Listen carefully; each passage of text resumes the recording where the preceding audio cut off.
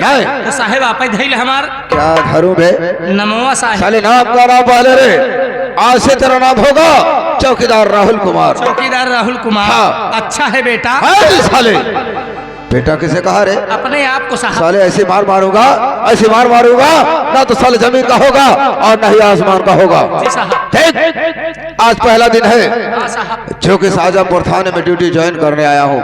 इसके पहले इलाके में 4 दिन घूम कर पता किया तो इलाका बड़ा ही शांत दिख रहा है बे। इस इलाके में न चोरी डकैती, न दंगा फसाद, न जुए गड्ढे, न शराब की भट्टियां चल रही बे। अगर ऐसे शांत इलाका रहेगा तो हम लोगों की ऊपरी कमाई कहाँ से होगी?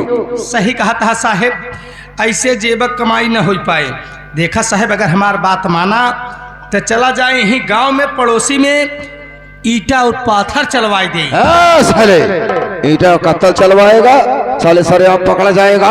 जो चौकीदारी कर रहा है चौकीदारी में छूट जाएगी। साले तेरे बीबी बच्चे भूखों मर जाएंगे रे। अरे साहेब, पड़ोसी में ईटा पाथर चलवाई दे, आपस में टकरार हो, आपस में लड़ाई हो, आपस में झगड़ा हो साहेब, तो साहेब हमारे और आपके लगे यही साहेब। अबे तो ईटा कत्तल चलवाएगा? हाँ साहेब। हमें कोई भी काम करना है सियासतबाजी से काम करो। सियासतबाजी से काम करेगा तो हम लोगों पर कोई शक भी नहीं करेंगे और आपस में टकराएंगे। हम लोगों के पास आएंगे या तो अच्छे खासे रिश्वत देंगे और नहीं तो जीडी भर का चालान कर दूंगा और ऐसी धारा लगा दूंगा, ऐसी धारा लगा दूंगा कि जिंदगी भर उनकी जमानत ही होने दूंगा। और जो भी काम करना है सियासतबाजी से तो चलते हैं इलाके की तरफ और यहीं से शुरू करते हैं सियासतबाजी। आओ मेरे साथ, चलते हैं इलाके की तरफ। आओ।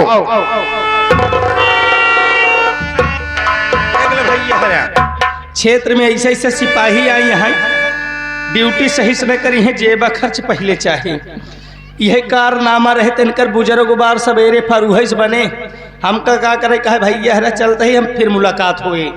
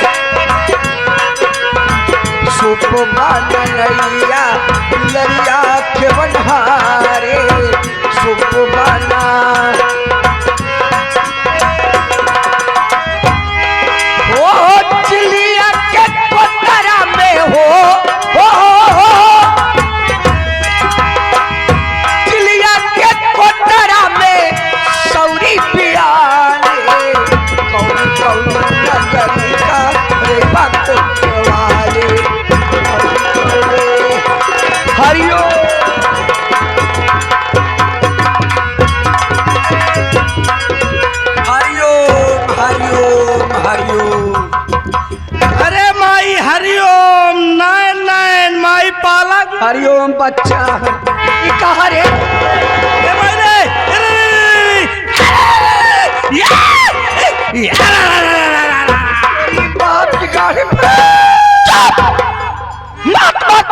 भगवती गारू करे रहुलवा माई मोट होती उठोता तुम्हारे को। ए माई आज हम दोपहरे अपन नाखून काटे माई, नाखून रहा खोचहा जब करे लागे फंस गए का करी माई? नाखून हरदम काट के रखा कर। हाँ माई, ना तो हम खलरी नेर ले तोरो दिन पका दी। नहीं माई ये बराबर कई ले भाई का जियारा कचकली हालत पर बता माई कैसे कीन जात माई?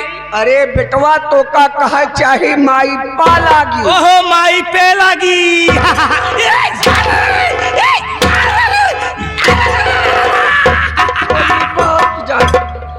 ऐसे का करता रहते हैं माई पीरे खैचे तई पीरा खींचता है भगवती गाड़ी ए माई जीवा कच के ले है जगह कैसे कीन जात माई अरे लतबरुआ तो का कहे चाहे माई पालागी माई पालागी माई पालागी जब बोले सौलन कहे बड़े बोले में मारो माई माई पालागी देख बेटवा दिखावा माई बेटवा हाँ माई तो जानबे करते बेटवा कि मैं भगवान भोलेनाथ के बहुत बड़ी भक्ति नहीं है माई बेटवा मुझसे कौनो धाम बचा ना कौनो धाम ना बचाबा अरे राहुल बेटवा माई अबे मैं सीधा काशी से चली अब यही काशी से तब तो तनी देर से हेरत है हमका का पता कि हमार माई पास ही खिया गई बा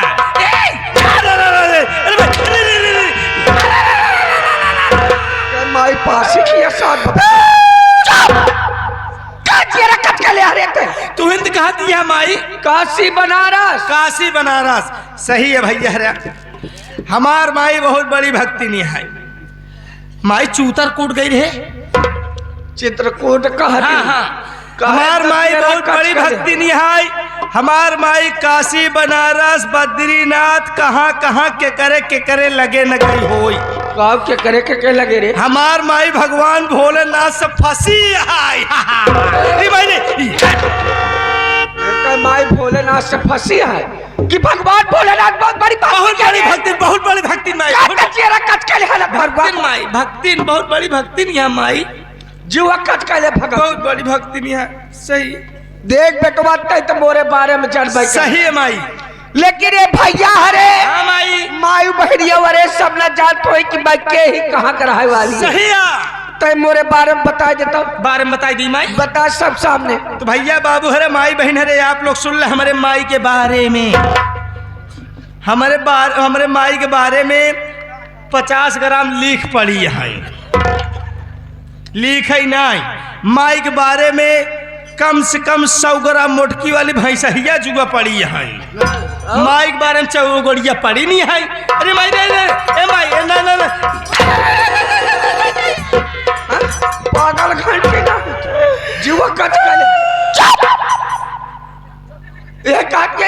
तू कहा दिया माई हमारे बारे में बताई दे अरे भगवती गारे मोरे बारे में मोरे विषय में यानी मैं के ही कहा कराए वाली है बता दे रे देख भैया बाबू हरे आई है माई तू आई यहाँ अपन आधार कार्डवा खोल के दिखाई भैया हरे देख ले ही माई ये कौन फार्म भरवा ही करे आधार कार्डवा खोल नहीं माई आधार कार्डवा दिखाई देवे भैया पर यही का नाम बा कहाँ घर द्वार माई हो अच्छा और का तो बात चुपचाप बिल्कुल सांस ले जी बोले जी हम अपन परिचय खुदे बता दो बिल्कुल बोले जी कहा दिए निपुर जाता ना भगवती घर हमें घर द्वार के कार्य सही है निपुर जाई कवन इनके घर दुआरी कही यही सहूर रहा एक आ जाने लड़के पीरा यही सहूर रहा तब भगवान इनका ठेपिन ना खोलेन का ठेपी रे गांव वाले कहा थी माई का कहा थी तो हाँ माई गाभिन बाझिन है माई बाझिन है क्या कहत रे राधे श्याम के माई कहत रही कब कहत रही माई हम सवेरे ऐसे चला जात रहे चक्रोड पकड़े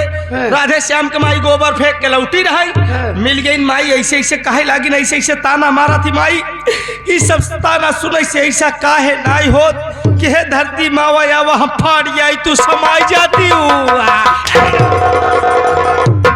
मावा फाट जाए या समाज जाए लथबर को रुक छोड़वा ऐसा बोले कि भगवती गाल हमारे सबर बच्चे काहे कचरे को हरबत उतार ले सही माई बात चुप चाहता है बिल्कुल बोले जी अब आप परिचय खुदे बता दो ना बोला माई का बोल मरवावे क्या बिल्कुल बोले जी बोल पाई करम जब माई मना करम ना बोला हमार कौन करता है बोले के और कहो का बोला थे का बोला जी भगवती गांव ना जवल्लात बार भी भाराय पर बाबा बिल्कुल बोले जी भैया हरे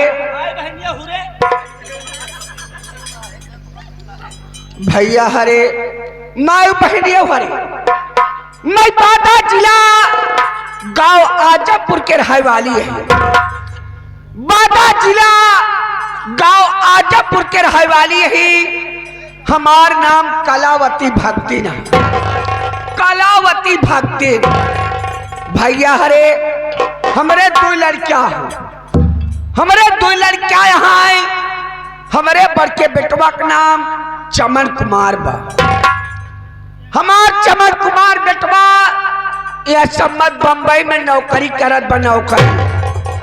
हमार छोटका लड़किया हमारे छोटके लड़का का नाम कमल कुमार बा। हमार कमल कुमार बेटवा यह सम्मत बनारस में वकीली पढ़त बा वकीली। लेकिन का बताए राहुल बेटवा माई जवन हमें हर सुबह गत रहे रे हरसू काका तोरे हर सुखा का भगवती जा अब माई जब तक जियत रहन बोसे रोजे झगड़ा करे और करे काहे बरे झगड़ा करे माई काहे बरे झगड़ा करे बेटवा काहे ना हो काहे बरे झगड़ा करे माई बेटवा राहुल हाँ अपने दिल में इतना अरमान सजाए रे। सही माई इतना दिल में लालसा रखे रे बेटवा कि जब मैं अपने बड़के बेटवा शादी करब हाँ माई तो कौनो बड़वारे घरे कर सही कहती है माई ताकि बेटवा खूब दहेज खूब दहेज मिले माई अलमारी मिले अलमारी मिले फ्रिज मिले फ्रिज मिले और हीरो होंडा मिले रे। माई तू बुढ़ाई गो तोहरे बोले के सहूर नाई भा का कहा माई का हीरो होंडा नाई कहते हाँ। माई का कहते हीरो लवंडा जो ऐसे किक मारा थे हीरो लवंडा कहते हैं अरे ए माई ओका हीरो होंडा कहा थी बेटवा मौसी नाय बनत का करी रे माई जवन तोहसी न बना करे हमसी लेवाई लेवा करा बेटवा राहुल हाँ माई मैं का सोचे रहे का सोचे रे? लेकिन वो हर सो भगतवा भगवती गाड़ा रे बेकार दहेज के बेटवा चमन कुमार शादी तय शादी कर कई दिहन बेकार दहेज के बेगर दहेज के बेटवा जब मैं सुने हाँ माई तो गए भगत के लगे। हाँ हम क्या देखा भगत या दरे भाई हम बेटवा की शादी ना हो सही है माई तो का कहे जान का कहे माई का भक्ति ढेर के बोलू जी अरे बाप रे जहाँ बेटवा का रिश्ता सेट करे शादी हुई होई और ढेर बोलबू तो मोरो मुंह पीछे हो जाए वाला काका कहतरक बोली तब का हमाई अरे बेटवा ऐसे कहे हाँ बेटवा बहुत समझाए लेकिन हमारे कहा करे से नहीं। अरे मोरे कहा करे से नहीं बेटा दहेज के बेटवा चमन कुमार के शादी कर दे सब नाश हो गया सब नाश कर जाए सब नाश कर दे किस्मत पे तोहरे माई जूता फेंक के मार देहन बेटवा जैसे मोर कहा भगतवा करे से नहीं। हाँ माई राहुल बेटवा तोर माच कहत के हाँ माई घर मुहद्दिस क्यों से बोले क्यों नहीं से नहीं बोलू क्यों से नहीं बोले रे तब का हमाई बेटवा घर कौनो मिले से बोले नहीं हाँ गए बने बेटवा चुपचाप खाना खाना गए बने खाना हाँ माई अब खाना मिला दे जहाँ और वही खाना लेके गए दे दे हाँ वो हर तो बकत वो खा के मार के हजा करा रे यानी काका अपने मौत से नाय मरन तू खानम जहर मिला के दे रहू हाँ अब जात है थान है थाने और का करे जात है तोहरे नाम निपोर लिखा हुआ है ए हिया हिया हिया हिया पागल घंटी तोरी बाप जाड़ी में कहाँ जाता थाने और का बताओ बे जब माई काका खाना में जहर मिला के दे काका खाइल हन काका मर के मरा के चला गए या घर एक मालकिन हम है हाँ है ये अब जाता दरोगा बाबू बुला के लिए आया अब बताए देव साहेब हम ना मारे हाँ नौकर मारे से हम ना मारे माई हम जाबन करम कहे अब दिमाग काम ना करब जाना थे कलावती भक्ति लिया हाँ करा माई बोलो भगत गारो जतना कही बस उतना सुन हाँ माई देख राहुल बेटवा तो का मालूम न होई काऊ माई भगतवा का मैं दूसर मेहरारू दूसर मेहरारू जवन भी ही औरत रही वही के लड़का है दोनों बतावल अरे बेटवा मोर तक कर फूट जा मोरे का लड़का जब है सही कहा तही भाई यह कहाँ से उस रही जमीन में गेहूं पैदा हो जितना तू जीवा काज करे है ना यह बात कहत ना दे मुझसे दवाई नहीं पुरचा लत मार को पूर जाते तो हर कामों के उग न करी देख बेटवा की शादी भाई शादी भाई पतो घरे मार पतोहिया के नाम आरतिया आरती भौजी आरती भौजी अरे बेटवा करे दो लड़कियां हरे दो लड़कियां एक लड़का और एक लड़की एक लड़का एक लड़की लड़कवा का नाम नितिन कुमार बा और लड़किया का नाम नीलू लड़किया का नाम नितिन कुमार लड़की का नाम लीलू नीलू जब बोला ना या जी बोला कर रुक छोड़ो बस बोले हाँ भगवती गाड़ी बोली नहीं पाई था बेटवा हाँ माई घर एक सारी कर दसना तो का बताओ बताओ माई बताओ। राहुल बेटवा या घर एक मालकिन यही ना मालकिन है यही है माई। बेटवा या घर में लत पतो हाँ। ना तो लतियवा ना तो लतिया क्या सुने ताले है सुनल नहीं है सब अपने मन कहाँ। अरे अबे काल का बात है। काल के बाद का हुआ है माई। अरे बेटवा लतियवस के जब बेटवा नलकवा से एक लोटा पानी लेता पानी। तो का कहे जाता है का कहे माई। का हम लुआठ लिए लुआट लुआट हम कब से पानी होई लग माई। यही हाल में बेटवा हाँ माई ऊपर से मुंह पिचका होता है रे बिचकावत है तो निकली कितने हाथ का बर्दाश्त करी ते बता माई बर्दाश्त है न करा। हाँ? बिल्कुल या न घर बर्दाश्त के करा। मालकिन यही ना मालकिन है यही है माई। या घर बात करो इज्जत बात से बात कर माँ से मन बहुत बार लेकिन करत नहीं है हम। वह देख नितिलवा नीलवा स्कूल तैयारी बने की हरे आवत आवाज दे आवा जरूर करो काम बराबा आवत भगवती गाड़ी का अजबत खबर ले थे लगा कुर्सी ताई लगा बताए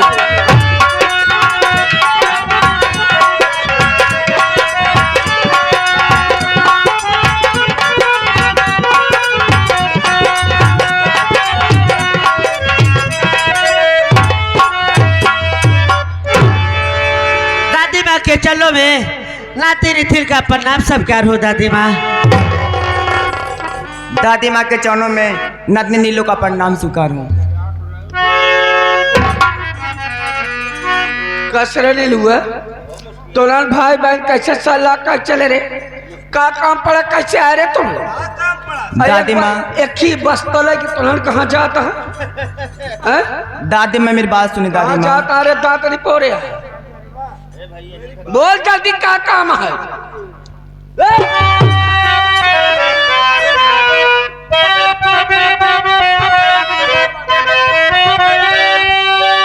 मांगती फीस का पैसा भाई कर कृपा में दादी दे दीजिए। गर विश्वास नहीं है दादी मैया मेरे चल के हाथों से अपने जमा कीजिए।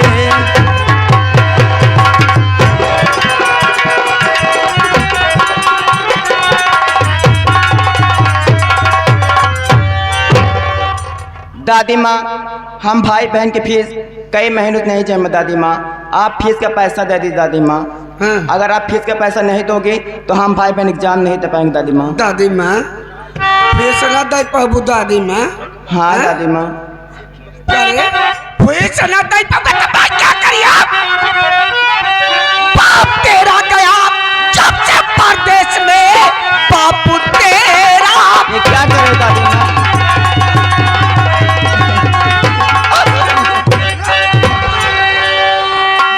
तेरा गया जब से परदेश में आ रही घर में उसकी अरे कमाई नहीं कर्ज हर सु भगतवा अरे देख कर बरात टिक रही घर पे ये जो पाई नहीं तो कारण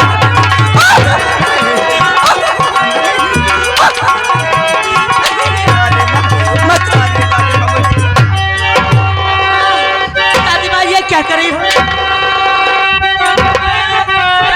तुमको समझाता निथिल दादी माँ तुमको समझाता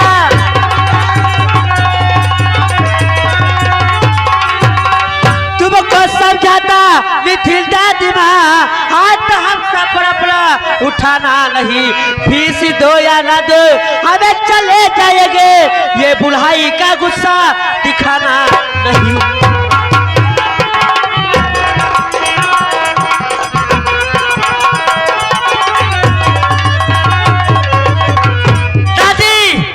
सुनो कार खोल के फीस के पैसा दे खो तो दादी अगर बेवजह कमरे दीदी मरबू तो हमसे बुरा कोई ना है दादी। अच्छा मेरी बिल्ली मुझको ही ना पाल पाल मैं टोका काल तोरी बात करता ओके दादी मेरा अरे मुझको समझा रहा मार काट के ठिकाने अरे लगा दूंगी मैं तेरे माँ बाप का डर क्या मुझे बेशरम मार करके ये घर से भगा दूंगी मैं कौन समझा दादी का हाथ में उठा दादी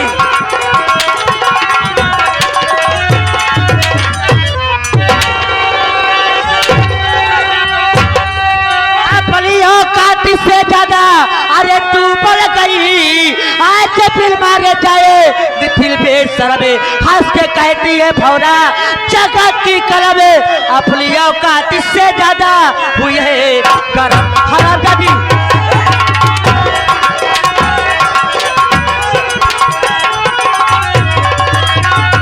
हाथ दादी के ऊपर उठा कर नितिल काम घर में न तूने ही अच्छा किया।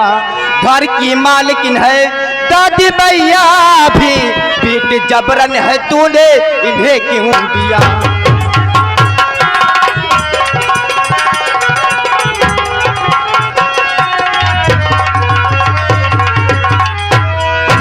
भैया नितिल तूने अच्छा नहीं किया भैया। दादी माँ घर की मालकिन है भैया, चाहे पैसा दे चाहे न दे आप उनको नहीं माना था दादी भैया। दीदी मैं मानता हूँ कि इस घर की मालकिन दादी माँ है, लेकिन हम भाई बहन की गलती क्या है? हम भाई बहन तो दादी माँ से फीस ही तो मांग रहे हैं ना। अगर दीदी ये फीस नहीं दे सकती है तो इसका अधिकार नहीं है हम भाई बहन को पढ़ाए उठाए। अगर दोबारा हाथ उठाए ना हरामजादी तो मैं तेरी जान ले लूंगा हरामजादी। जान ले बे मारते मारब मार तो ही बाप जाने बे। हाँ मारब भाई तो भगवती कारे हाथों से मारब रे कैसे मारे से रे सही है मोरे ऊपर हाथ उठाते मारब कलावती भक्तिया के मारब तो इतना कहे गरमान है रे क्या बताता है? हाँ कहे गरमान है माई गरमान है माई भैंस होई के बलाक दिखाऊ बे ये कहा बोले बरे रे तो का माई गरमान है तबे तो माइकल नरियात बनाए तो ना करे चिल्लाए न तो का करे। तोर बाप भगवती गाड़ा जब से गवा परदेश एक कोटी कौड़ी दाद बेचस का दे रे पैसा बोल हैं? अच्छा हमारे पापा परदेश रहते पैसा उठा तोहरे खाता में लगा थी ना दादी। बताओ पैसा का करा तू बोला बेटवा राहुल माई मोरे खाता में को पैसा ना दे भाई भगवती गाड़ा का बाहर महीना मोरे खाता में बतावा भैया हरा आप लोग जानो था जब तक बाबू जियत रहे तब तक माई खाता चालू रहा। जब से बाबू मर गए माई खाता बंद हो गया लेप्स हो गया। कौने खाता पैसा दे कौने खाता में और पैसा बोल बोल तोरी बाप का कौने खाता पैसा बा। एक बात और बताओ दादी का बताए? इतना खेते में अनाज पैदा होते है वो अनाज तू मंडी भेजवावा तू मंडी वाला पैसा का करा तू दादी? के होते तो जे जले वाला रे हाँ? क्या होता लटपट बताई अब तय कहीं होत रहे हमरा दीदी मारे वाली हाँ तय के होते कई मार बे मारब रे मार बे मारब रे ते बोला था लटपट हाँ बोले रे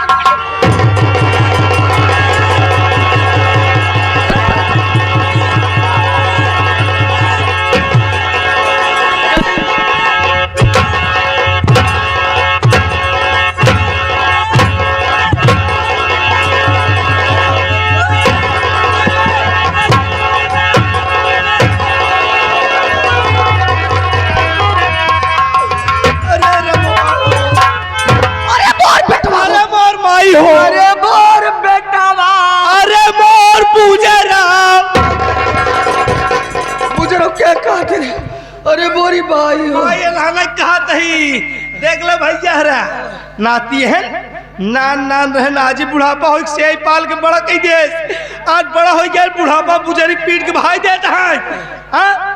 खड़े खड़े मारा था मरन के हाथ ओलार के मारे होते तो तोर छाती जुड़ा दे नहीं माई करे उ मारा तो काल कलवड्डी तक खड़ा के लखा था ए माई हम दू जनक बीच में ना जाई कहे माई हम दू जनक बीच में जाए तो खुद ही पे लाई जाए हम बस बेटवा बस हाँ माई बिल्कुल बर्दाश्त के बाहर बरे या करे के बाद की लाते लाते बाहर से भगवती गाड़ा तुम्हारे बेटवा ई जैसे मार के जात हाँ माई जैसे मार के जात बेटवा दादा ठोकर रकत के सुनर हाथ मोरे कतोरी बात जाबी ए माई तोहरे कदोरी पार जाम जाए हम नाव बुलवाई बनवाई दे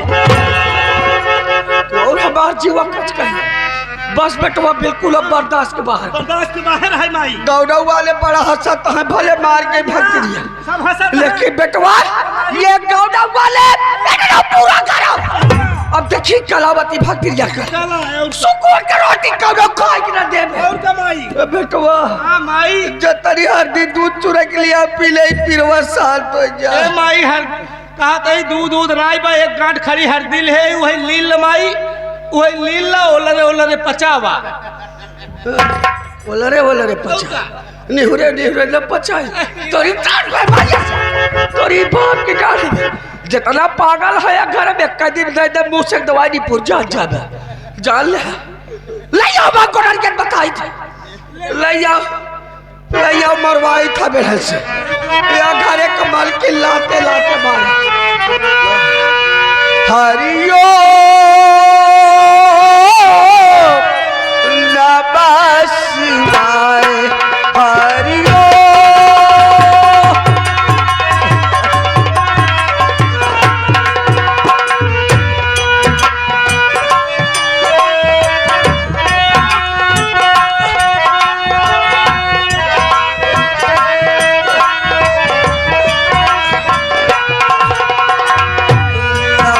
शिवाय